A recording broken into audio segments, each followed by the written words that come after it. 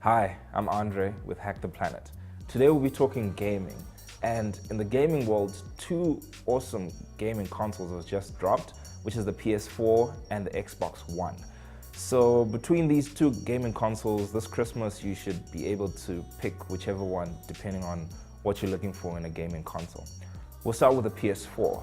So with the PS4, it's a major upgrade from the PS3, the PlayStation 3, because a lot more features have been enhanced from the PlayStation 3 and been moved over to the PlayStation 4. But the one huge disappointment with the PlayStation 4 is how they dropped in some multimedia interactivity with other devices. So you can only connect to a limited number of other devices or other gadgets. So that'll be your PlayStation Vita and your old PlayStation, but other than that, there's not much multimedia in there. They've dropped the MP3, they've dropped the CDs, and they've dropped a whole lot more in terms of multimedia other than just gaming. And compared to the Xbox One have introduced a lot more multimedia interactivity with your television set. For example, you can now stream media services like Netflix, Hulu Plus, Twitch, and you can watch live games from the NFL. So that's a huge plus. So if you're looking for a gaming console that just stays in your living room, the Xbox One would be one great console to have.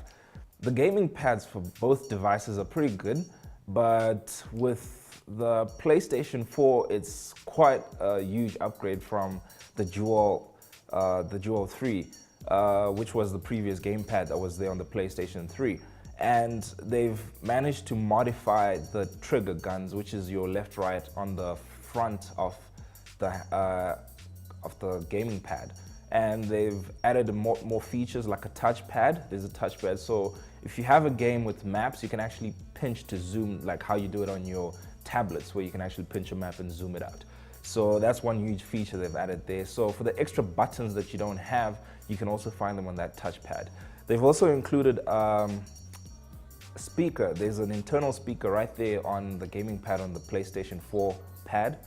So that speaker, you can either use it to interact with other gamers, and you might as well use the earphone jack so you can put in your headphones so you don't distract other players that you might have with. So the PlayStation 4 gaming pad is wireless, entirely wireless, so you don't have to connect any cables to the PlayStation 4 console from your gaming pad. So the only cable you connect is the charging, which is a micro USB port on the front. So that's one huge development on that gaming pad for the PlayStation 4. They've also included a new feature, which is a light that's right in the front of the gaming pad. That light, it helps with the camera.